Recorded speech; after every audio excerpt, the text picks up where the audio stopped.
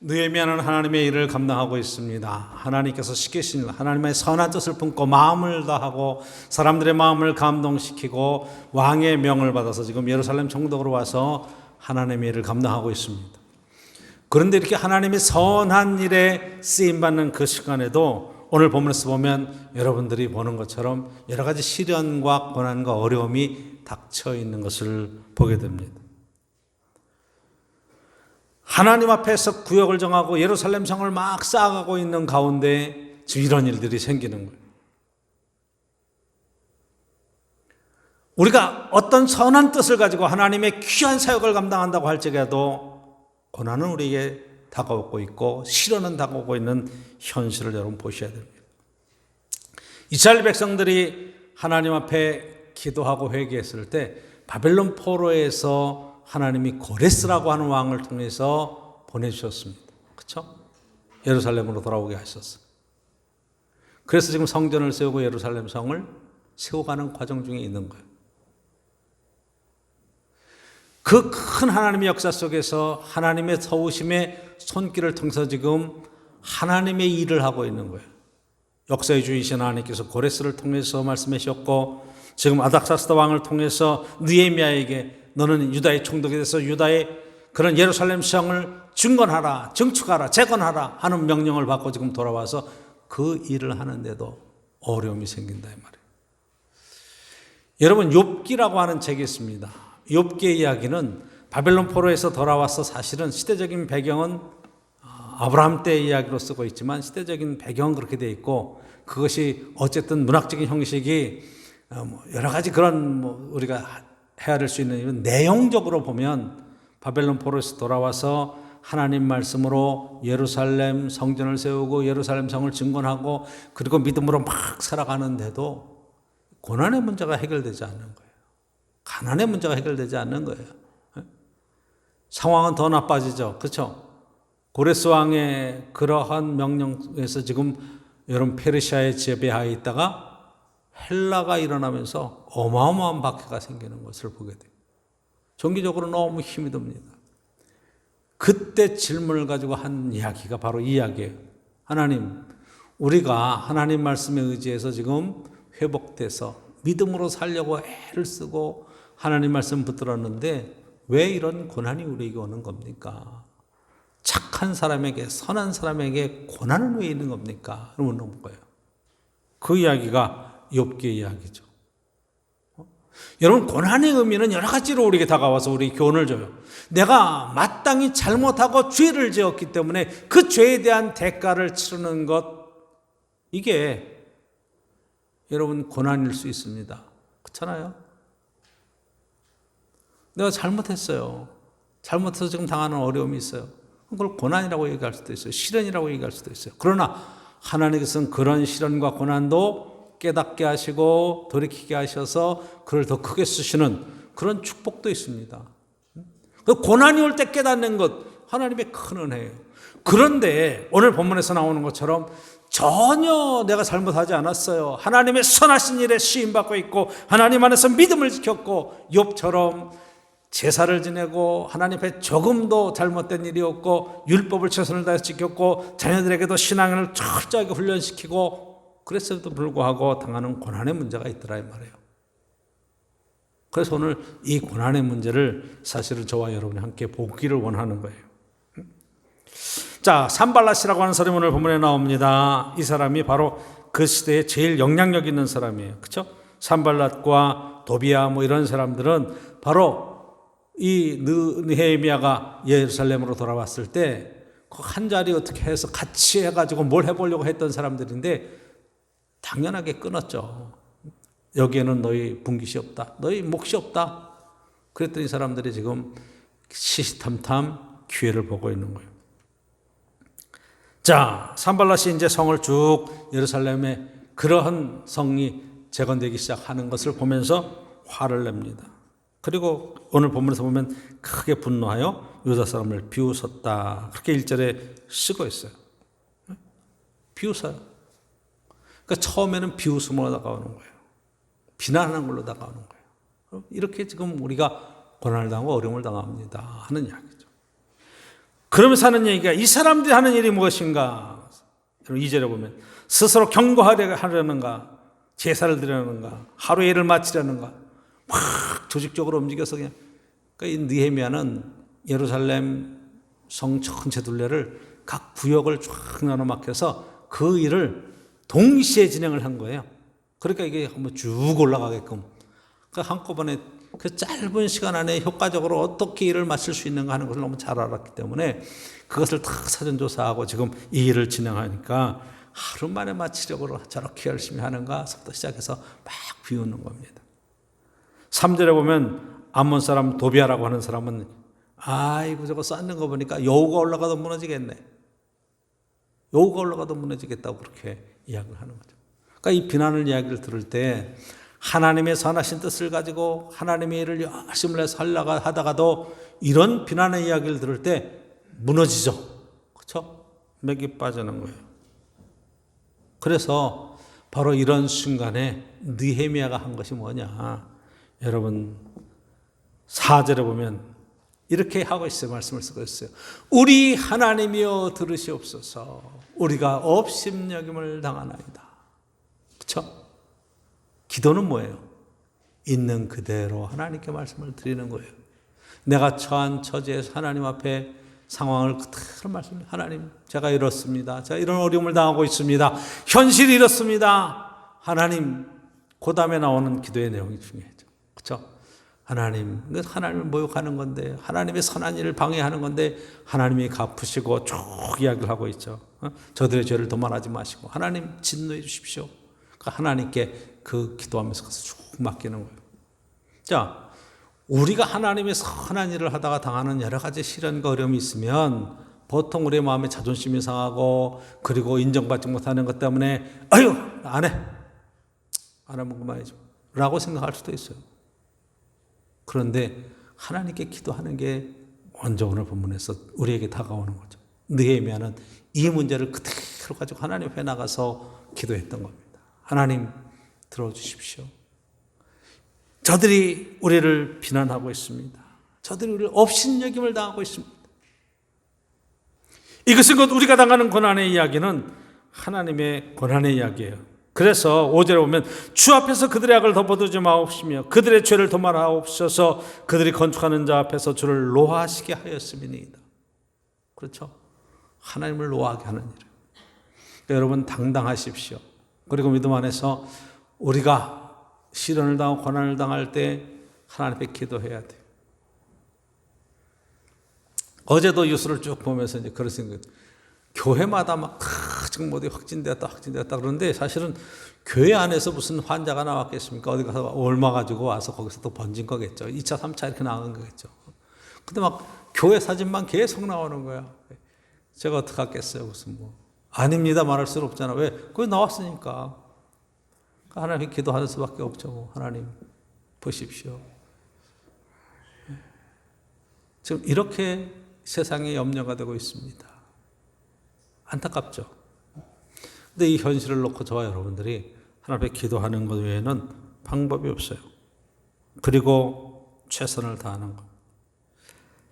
자, 그러면서도 열심히 성을 쌓아서 6절에 보면 이에 우리가 성을 건축하여 전부가 연결되고 전부 연결됐어요. 그 높이가 절반에 이르렀으니 이는 백성이 마음 들여 일을 하였습니다. 한 마음으로 열심히 해서 축축축축 올라가서 전체가 연결되고 반 정도 올라가는 상황이 지금 되었다. 오늘 성경 보면 그렇게 얘기하는 거예요. 그랬더니 7절에 보면 두 번째 얘기가 나와있죠.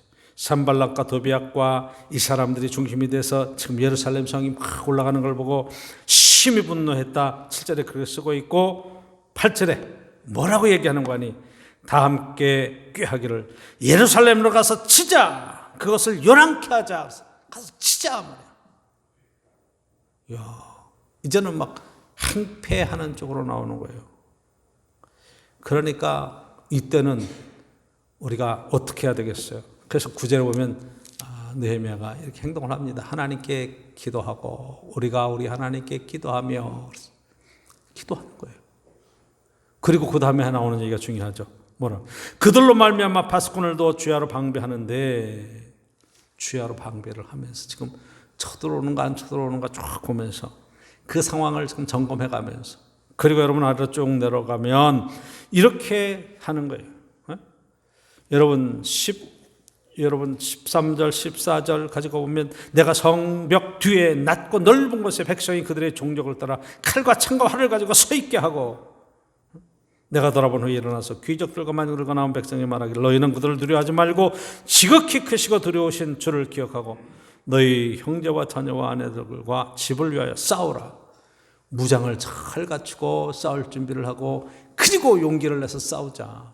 지금 격려하는 거예요. 그래서 여러분 오늘 본문에서는 안 읽었지만 15절 이하에 쭉 내려가면 그들이 밤낮으로 무장하고 한 손으로는 창을 잡고 한 손으로는 활을 잡고 한 손으로는 짐을 나르면서 일을 하는 거예요. 무장하고 일을 했던 거예요. 배나 힘들죠. 그러나 그 위협을 이겨낼 수 있는 것은 철저하게 준비하고 대비하고 그리고 방비하며 나갔던 이 일 때문에 가능했다는 것을 깨닫게 되죠. 그렇죠?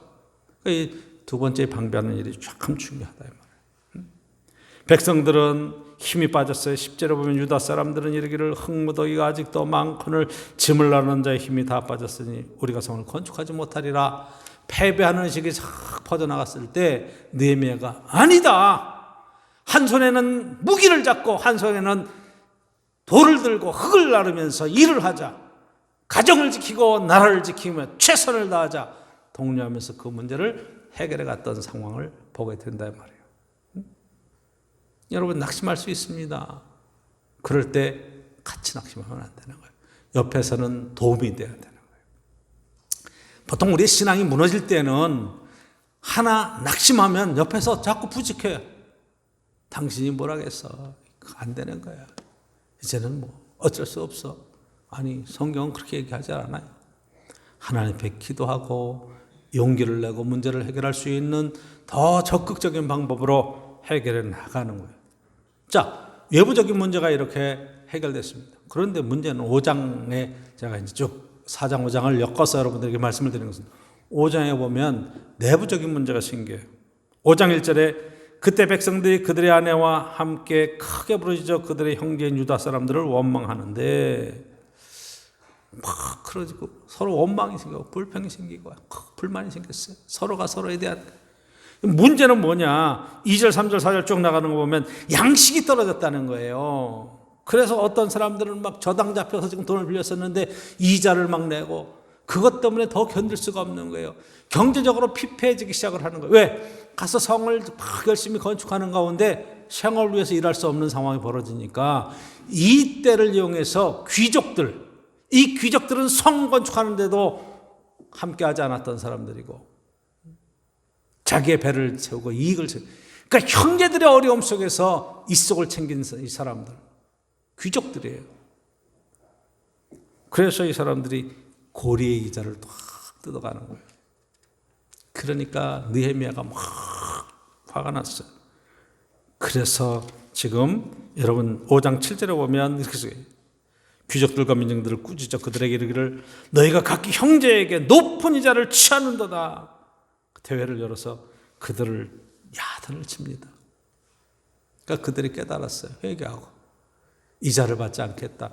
여러분 성경의 말씀에는 함께 같은 유대인들 가운데는 돈을 어려움을 당해서 빌려주고 나면 이자를 받지 않는 것이 정상이에요. 동족에게는 이익을 취하는 게 어려움을 함께 나누고 돌봐주는 게 초점이지 그걸 통해서 이익을 취한다? 있을 수 없는 일이란 말이에요. 야단을 치니까 다 돌려주고 이자를 받지 않기로 문제를 해결하는 거예요. 말씀으로 돌아가고 원리로 돌아가는 거죠.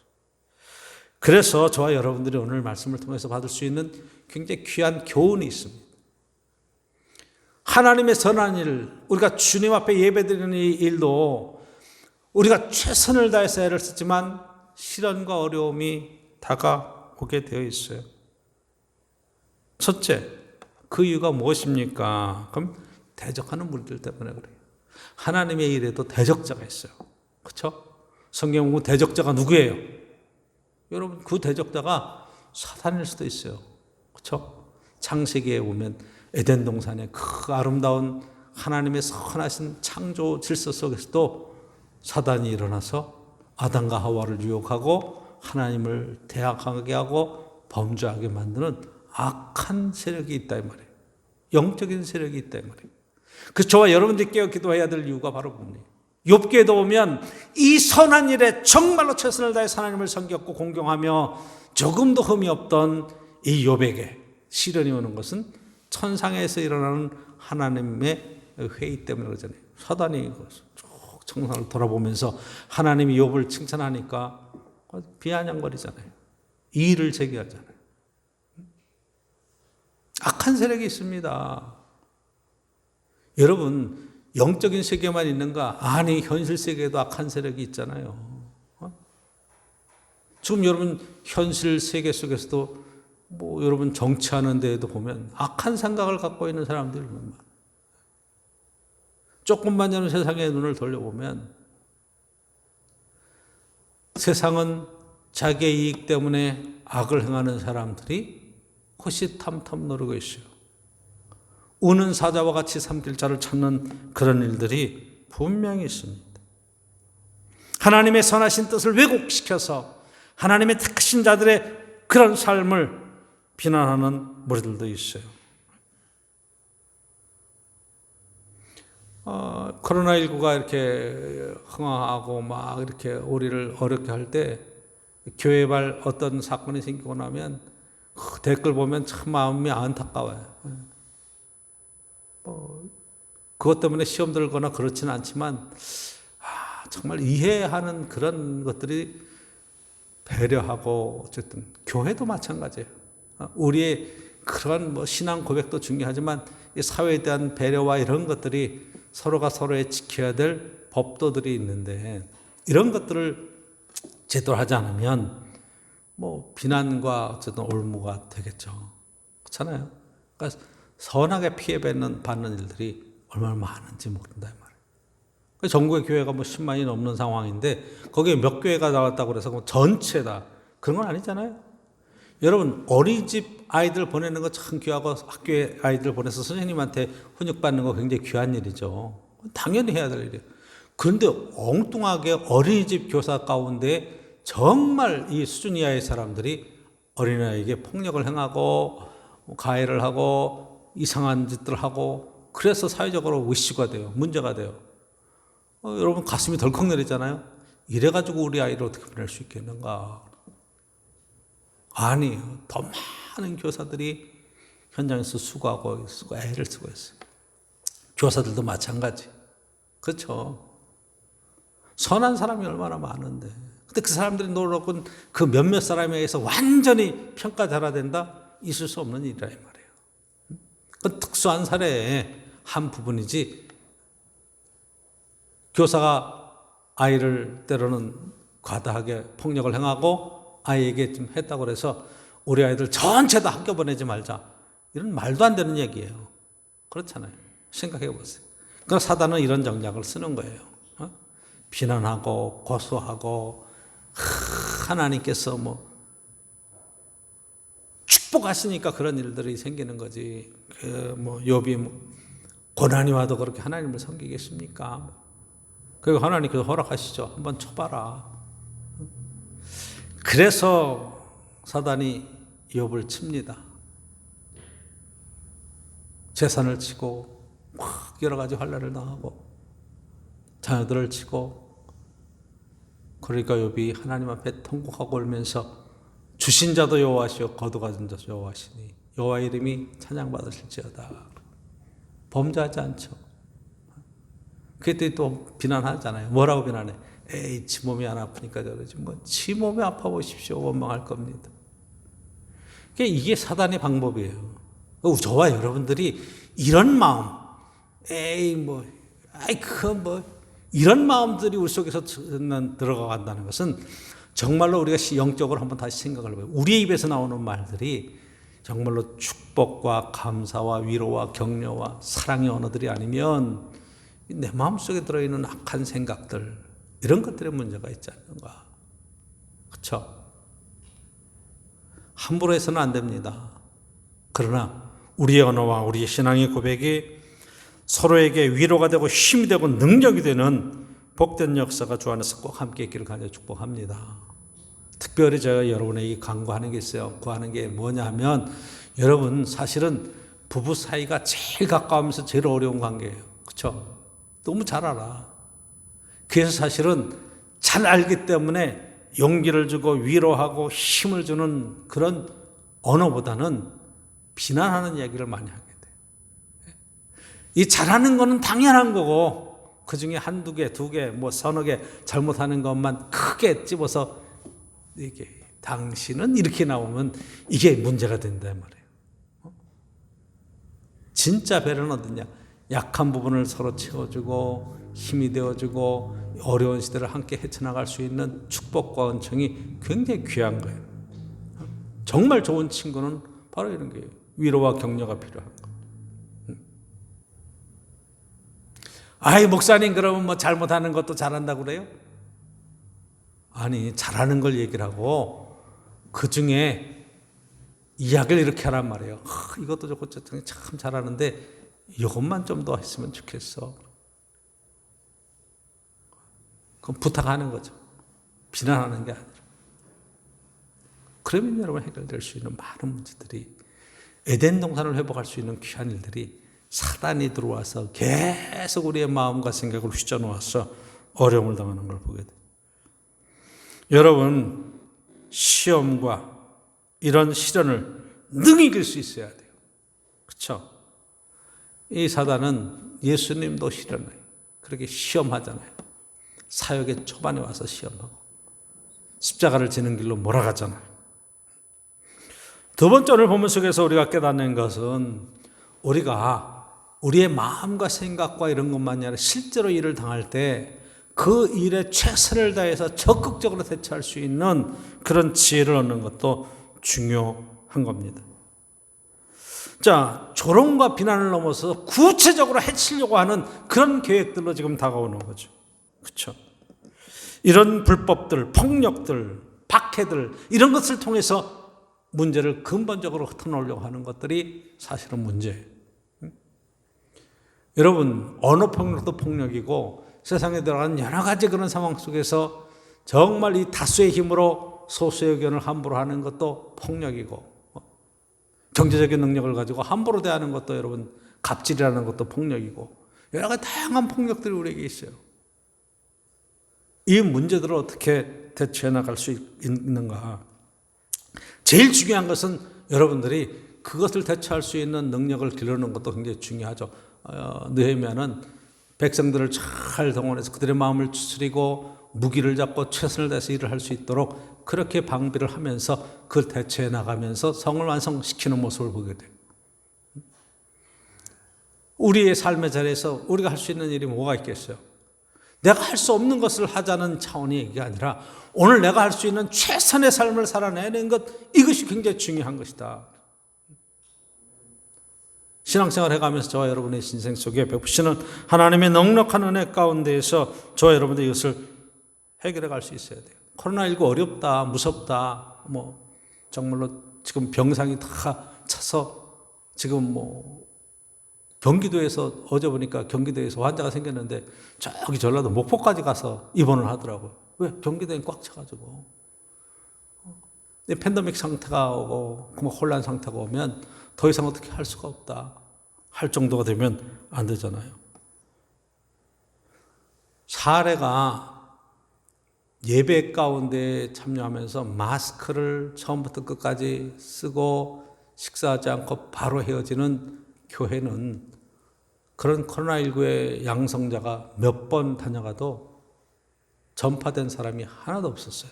그러니까 뭐예요 이게? 원칙과 가장 기본적인 틀을 지켰다는 거 아니겠어요? 그렇죠? 가장 기본적인 거예요. 기본에서 우리가 탄탄해져야 돼요. 지금 양성으로 나와서 막 교회가 문제가 되는 교회들은 바로 이런 게 없었던 거예요. 함부로 행동하죠. 괜찮아. 아니, 괜찮다고 말해서 괜찮은 게 아니라 말이에요. 사실 저와 여러분들이 집에만 있어야 됩니다. 집에만 있어야 됩니다. 라고 이야기하는데 움직이면 안 됩니다. 그런데 목사님은 안 움직일 수 있어요. 저는 안 움직일 수 있어요. 근데 여러분 직장 나가야 되잖아. 그렇잖아? 사람들 가서 만나야 되잖아요. 일터에서 일해야 되잖아요. 왔다 갔다 해야 되잖아요. 어떻게 안 만날 수 있어? 근데 거기에서 걸려서 이게 난 증상이 없어 와서 교회 안에서 활동을 하다가 퍼지면 교회 발이 돼버리는 거죠. 그렇죠? 교회에서 이런 확진자가 나왔다 이렇게 돼버리는 거죠. 그러니까 여러분 전철 타고 다니고 버스 타고 다니고 뭐 사회활동하고 이럴 때 어디서 어떻게 우리 감염될지 모르는 거예요. 그러니까 그런 때라도 최선을 다해서 우리가 우리 자신을 지키고 기본적인 원칙만 잘해줘도 적어도 이 상황을 좀 진정시키지 않을 수 있을까? 진정시킬 수 있지 않을까? 이런 생각을 하는 거죠. 여러분 최선을 다해서 감당해 갈 수 있기를 원합니다. 여기에 대해서 뭐 항의하고 막 우리 자유다 뭐 이렇게 하면 여러분 유럽과 지금 미국이 더 난리 나는 일은 마스크 이거 쓰자 그러는데 다 벗어버리는 거예요. 왜 우리의 자유를 방해하느냐 말이에요. 쓰든지 안 쓰든지 내 선택이다. 그러니까 그 난리가 나는 거잖아요. 그렇죠? 왜? 그 선택에 대해서 하나님의 책임을 물으시는 거예요. 네가 그렇게 행동했느냐? 그럼 너희들 마땅히 그런 대가를 치러야지. 세상의 모든 법칙과 원리들이 다 그 안에 들어있는 것이다. 그렇게 보여지는 거죠. 여러분 십자가의 고난이라고 말하는 것은 예수님이 뭘 잘못해서 당하는 고난의 이야기가 아니잖아요. 그렇죠? 예수님의 십자가의 이야기는 바로 아무 죄도 없고 잘못도 없는데 그들에게 누명이 쓰여지고 불법적인 재판에 의해서 지금 십자가의 처형이라고 하는 극단적인 처형을 해서 한 사람이 죽음으로 평화를 추구했던 그 불법을 저지르는 자들에 의해서 행해졌던 악한 사형법이잖아요. 그렇죠? 근데 예수님께서 그걸 가지고 악하다, 불법이다, 잘못됐다 뭐 이래가지고 이야기하지 않죠. 하늘에 막 천군을 동원해서 내가 다 문제를 해결하리라, 내가 메시아인데 이렇게 얘기하지 않잖아요. 그렇죠? 제일 낮은 곳에 말구 위에 찾아오신 예수님께서는 맨 마지막 가는 길을 제일 비참한 십자가의 제일 처참한 죽음으로 일생을 마감하면서 뭘 보여주시냐 하면 이 땅에 하나님의 법이 세워지는 방법을 우리에게 구체적으로 보여주시는 거죠. 마땅히 저항할 것은 저항해야 되지만 하나님 안에 순종, 하나님의 법, 하나님의 뜻이 이루어지는 것은 여러분들이 무저항이라고 하는 것도 하나의 방법이고 그 일에 정말로 최선을 다해서 하나님의 뜻을 이 땅에 감당해 가는 것으로 하나님의 뜻을 온전히 이룰 수 있는 그런 길이 된다 이 말이에요. 내 원대로 마옵시고 아버지의 원대로 되기를 원합니다. 기도하시고 그 길을 묵묵히 가시면서 다 뒤집어 썼죠. 그런데 나중에 보니까 그게 예수님이 뒤집어 쓰신 것이 예수님의 죄가 아니라 우리의 허물과 죄 때문에 그렇다. 할렐루야. 우리의 죄와 그런 모든 허물들을 예수님이 다 담당하셨기 때문에 우리는 자유를 누리자. 그렇게 여러분 하는 게 아니라 우리도 그 십자가를 지고 세상 죄를 지고 가는 예수님의 그런 하나님의 어린 양, 예수님의 모습처럼 세상의 모든 죄와 허물들이 꼭 나에게 있는 것처럼 하나님 앞에 기도하고 회개하면서 우리의 삶을 반듯하게 만들어 가자고 말씀하시는 거죠. 오늘도 이 십자가의 은혜를 가지고 저와 여러분들이 믿음으로 승리해 갈 수 있기를 간절히 축원합니다. 초대교회가 있어요. 그렇죠? 여러분 요한계시록에 나오는 요한 사도가 얘기했던 에베소 교회 이야기도 마찬가지죠. 여러분 사도행전에 보면 계속 교회가 어떻게 번성해 나가는가, 로마를 어떻게 변화시켜 나가는가 하는 이야기로 이야기되고 있지만 맨 마지막에 성경 이야기는 큰 박해 이야기예요. 그렇죠? 도미티안 황제에 의한 그런 초대교회의 큰 박해, 로마에서 10번에 이르는 큰 대백 박해를 통해서 그들이 어떻게 하나님 나라에 대한 소망을 가지고 믿음으로 나갔는가. 뭘 잘못했어요? 모여서 예배드린 것 외에는 뭔 잘못을 했어요? 그렇죠? 예배를 못 드리게 하니까 지하 카타콤에 들어가 떨어지고 동굴에 들어가 떨어지고 밤에 모여서 함께 예배를 드리면서 그렇게 어려운 박해 시대를 겪어나가는데 그들이 저항운동을 하거나 뭐 이런 차원의 얘기가 아니라 그 박해를 통해서 하나님 나라에 대한 소망을 이야기하고 있는 것이고 그 소망이 어떻게 이 땅에 이루어지는가를 이야기하잖아요. 참고 이겨나가는 방법들. 하나님 앞에 기도하는 것들, 하나님 뜻이 이 땅에 어떻게 이루어지는 것들에 대한 소망이 그 가운데 있잖아요. 여러분 이겨낼 수 있기를 축복합니다. 참아낼 수 있기를 축복합니다.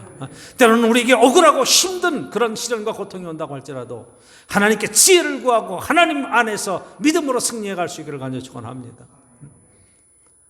최선을 다해서 하나님께 의지하고 내가 최선을 다해서 그 문제를 해결해가는 그 길 속에 주의 위로하심이 있었습니다. 오늘 본문 속에서 여러분 세 번째로 우리가 5장에서 잠깐 보았던 것, 내부적인 문제, 그렇죠? 누군가는 이익을 취하고 있어요. 그것 때문에 누군가는 힘들어지고 고리의 이자를 취해서 백성들이 지금 시련에 있고 고난에 있고, 하나님의 선한 일을 하는데도 한쪽에 헌신하다 보니까 한쪽에 경제적인 어려움을 당하는데 귀족들 그 일을 통해서 이익을 취하죠. 저는 오늘 현실에도 이런 일들이 얼마든지 일어난다고 보여집니다. 여러분들 한번 생각해 보세요.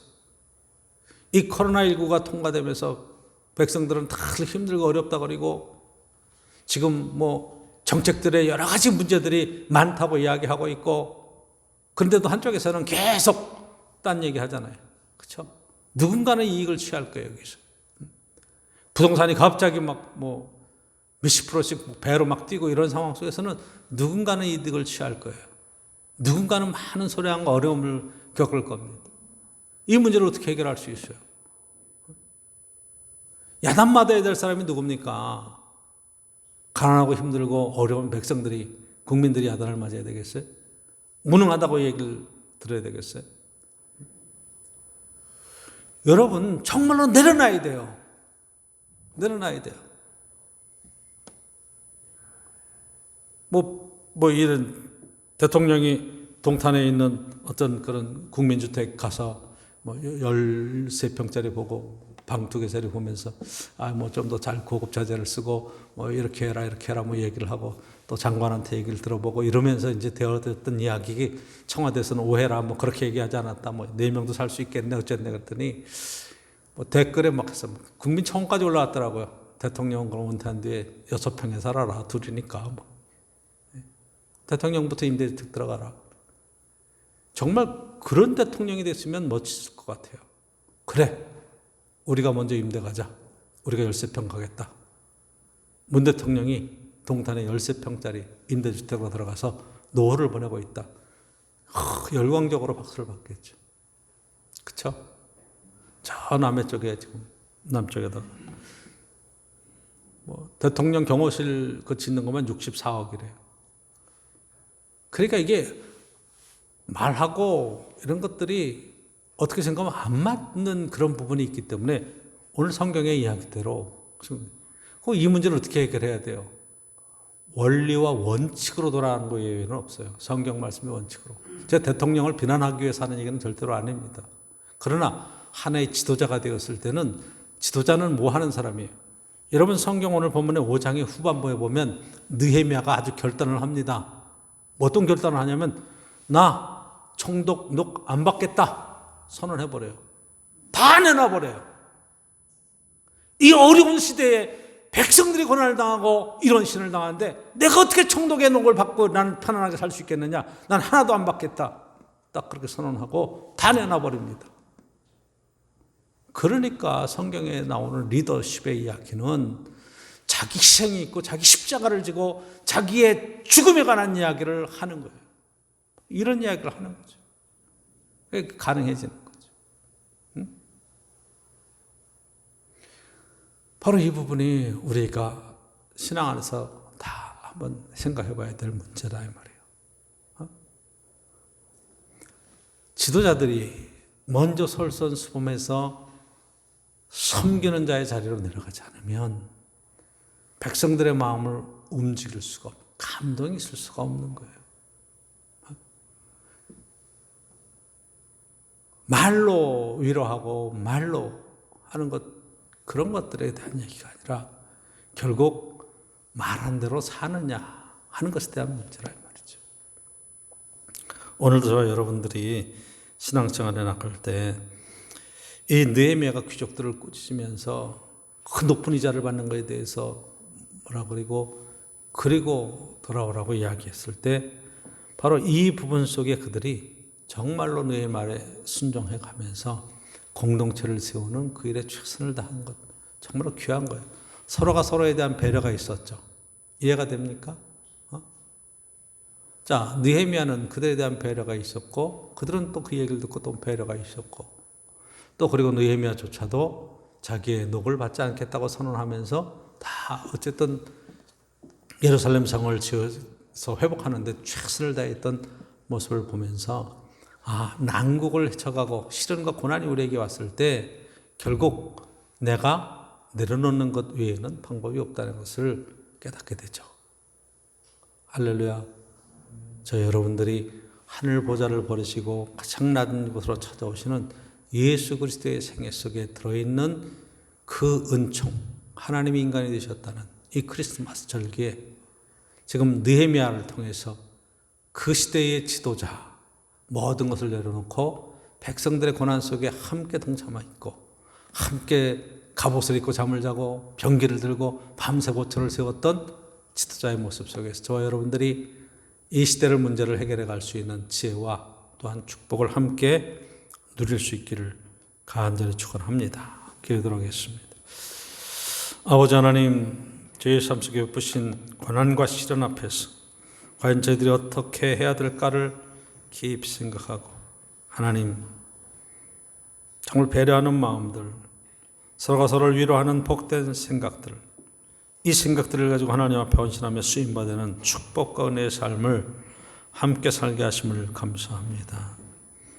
옛날 이야기가 아니라 옛날 이스라엘의 예루살렘에서 되어진 일들이 아니라 오늘 이 시대에 정말로 시련과 고난 앞에서 겸손히 나를 낮추고 하나님 어려운 때 내 이익을 취하는 것으로 하나님 앞에 축복을 얘기하는 것이 아니라 고난에 함께 동참해 가면서 이 고난의 문제를 정말로 원칙과 법을 잘 지켜가면서 어떻게 해결할까를 방법을 찾는 복된 성도의 삶을 살게 하옵소서. 감사드리고 예수님의 이름으로 기도드리옵나이다. 아멘.